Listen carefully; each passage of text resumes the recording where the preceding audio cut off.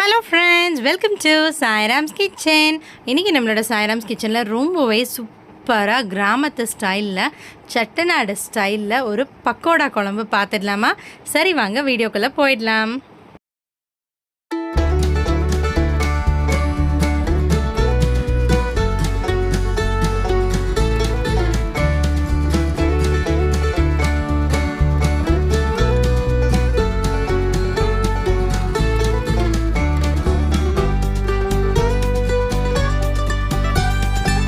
So pakoda குழம்பாகட்டும் இல்லை வடையாகட்டும், நான் வந்து கடலைப்பருப்பு மட்டும்தாங்க யூஸ் பண்ணுவேன். வடைப்பருப்பு யூஸ் பண்ணால் லைட்டாக ஒரு கசப்பு தட்டுற ஃபீலிங்.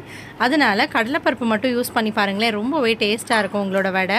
அதே மாதிரி இன்னொரு சைடில் சோம்பும் 4 வரமிளகாயும் சேர்த்து சுடு தண்ணியில் ஊற வச்சுருங்க. இது ஒரு ½ அன் ஹவர் ஊறினா போதும். கடலைப்பருப்பு 2 மணி நேரம் நல்லா ஊறட்டும். அதுக்கப்புறமா ஒரு மிக்சரில் நம்மளோட சோம்பையும் வரமிளகாயும் சேர்த்துக்கலாம். அது நல்ல தண்ணியில் தான் ஊற வச்சுருக்கோம் இல்லையா, அதனால் அந்த தண்ணியை யூஸ் பண்ணியே நீங்கள் அரைச்சி எடுத்துக்கலாம். இந்த சோம்பையும் வரமிளகாயும் ஒரு அடி பல்ஸில் விட்டு மிக்சரில் எடுத்துக்கலாங்க. அதுக்கப்புறமா கொஞ்சமாக கடலைப்பருப்பு சேர்த்து நல்லா வழுவழுன்னு அரைச்சி எடுத்துக்கலாம். அப்போ தான் சோம்பும் வரமிளகாயும் திப்பியாக நிற்காமல் நல்லா அரைஞ்சி வரும். பாருங்களேன், என்ன தான் நம்ம ஊற வச்சாலும் ரொம்ப நைஸாக வராது. இந்த மாதிரி 1-2 தான் அடிப்படும். அதனால் கொஞ்சம் கடலைப்பருப்பு சேர்த்து ஃபஸ்ட்டு ஒரு ரவுண்டு மட்டும் நைஸாக நம்ம எடுத்துக்கலாம். ரெண்டாவது மீதம் இருக்க கடலைப்பருப்பு எல்லாமே சேர்த்து நல்லாவே 1/2 அதாவது கொரன்னு அரைச்சி எடுத்துக்க போகிறோங்க. அப்போ தான் நம்மளோட வடை வந்து ரொம்பவே டேஸ்ட்டாக இருக்கும். கறி உருண்டை மாதிரியே இருக்குங்க. அப்படியே 2வது ரவுண்டு 3வது ரவுண்டெல்லாம் இந்த மாதிரி கொரப்பாக அரைச்சி எடுத்துக்கோங்க. நான் இன்றைக்கி உப்பும் பெருங்காயத்தூளும் சேர்க்குறேன். பெருங்காயத்தூள் கண்டிப்பாக சேர்த்துக்கோங்க, ஏன்னா கடலைப்பருப்பு வந்து வாய்வு இல்லையா, அதனால். ஸோ அது கூடவே ஒரு பெரிய வெங்காயம் கட் பண்ணி கூட நீங்கள் ஆட் பண்ணிக்கலாம். பட் நான் இன்றைக்கி மல்லித்தலை மட்டும்தாங்க ஆட் பண்ணுறேன். வெங்காயம் ஆட் பண்ணும்போது டேஸ்ட் இன்னுமே நல்லாயிருக்கும். ஸோ நான் வெங்காயம் கட் பண்ணி வைக்காதனால அவசரத்தில் மல்லித்தலை மட்டும் ஆட் பண்ணி நான் இன்றைக்கி உங்களுக்கு வடை செஞ்சு காட்ட போகிறேன். அவ்வளோதாங்க, மல்லித்தலையை சேர்த்து நல்லா ஒரு பெசரிட்டு அதை க்ளோஸ் பண்ணி ஒரு ஓரமாக வச்சுருங்க. அதுக்கப்புறம் 1/4 மூடி தேங்காய், ஒரு 5-6 முந்திரி பருப்பு சேர்த்து ஒரு கிரவுண்ட் பேஸ்ட் ஒன்று அரைச்சி ரெடி பண்ணி வச்சுக்கோங்க. இது நம்ம எப்போ சேர்க்க போகிறோங்கிறத நான் கடைசியில் சொல்கிறேன். நீங்கள் மறக்காமல் போயிட்டு நம்ம சேனலை சப்ஸ்கிரைப் பண்ணிவிட்டு கிட்ட இருக்க பெல் ஐக்கான் ப்ரெஸ் பண்ணிவிட்டு வந்துடுங்க. அப்போ தான் பக்கோடா குழம்பு மட்டும் இல்லாமல் எல்லா வீடியோஸும் உங்களுக்கு கண்டினியூஸாக வந்துகிட்டே இருக்கும். சரிங்க, வாங்க நம்ம குழம்பு தாளித்து விட்டுடலாமா? அதுக்காக நான் ஒரு பேன் ஹீட் பண்ணிக்கிறேன். அதில் சோம்பு, பட்டை, கிராம்பு, கல்பாசி பூ சேர்த்துக்கிறேங்க. அது பொரிஞ்சதும் வெங்காயம், பூண்டு சேர்த்துக்கலாம். ஃபுல்லாக சின்ன வெங்காயம் சேர்த்தாலும் டேஸ்ட்டாக இருக்கும், பெரிய வெங்காயம் சேர்த்தாலும் டேஸ்ட்டாக இருக்கும். அது உங்களோட ஆப்ஷன் தான். கூடவே ஒரு 2லேருந்து 3 தக்காளி பழம் மிக்சியில் அடிச்சுட்டு நல்லா விழுதாக சேர்த்துக்கலாம். அது நல்லா கொதிச்சு வரட்டும். அதுக்குள்ளே நம்ம வடையை எண்ணெய் காய வச்சு வடையை போட்டு எடுத்துகிட்டு வந்துடலாம் வாங்க. தக்காளியோட பச்சை வாசனை போனால் தான் நல்லாயிருக்கும். ஸோ நம்ம வந்து இஞ்சி வந்து இதிலையே சேர்த்துட்டோம் இல்லையா வடையில்.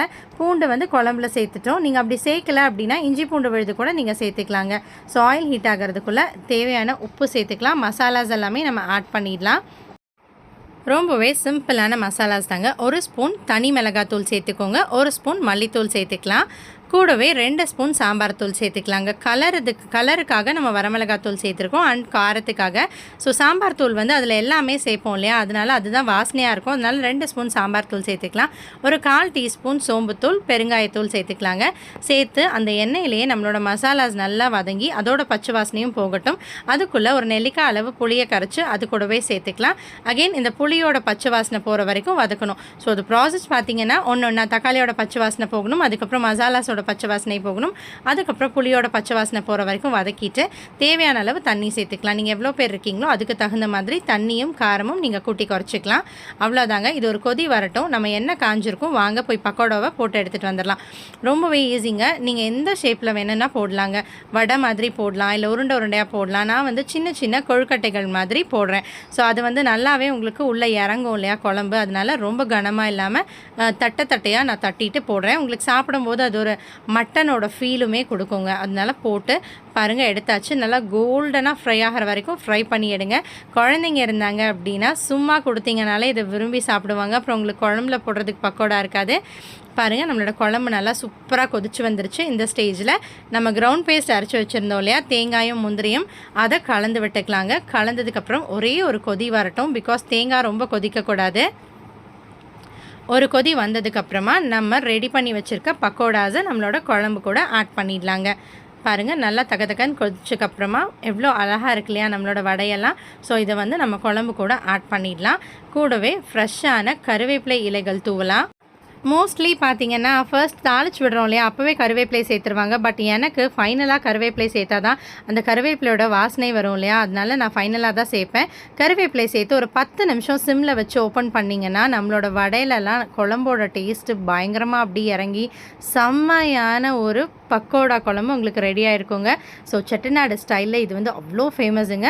ஃபைனலா மல்லித்தழை இலை தூவி சர்வ் பண்ணிங்கன்னு வச்சுக்கோங்களேன், அவ்வளோ அட்டகாசமா ஆசையா சாப்பிடுவாங்க. கண்டிப்பாக செஞ்சு கொடுத்த கைக்கு தங்க வளையல் தாங்க கிடைக்க போகுது. ஸோ நீங்களும் உங்கள் வீட்டில் ட்ரை பண்ணிவிட்டு எப்படி இருந்ததுன்னு கமெண்ட் பண்ணுங்கள். மறக்காமல் நம்ம சேனலை சப்ஸ்கிரைப் பண்ணிவிட்டு கிட்ட இருக்க பெல் ஐக்கான் ப்ரெஸ் பண்ணிவிட்டு அதுக்கப்புறமா வெளியில் போங்க. So thank you so much for வாட்சிங் Sairam's kitchen. Keep on supporting Sairam's kitchen.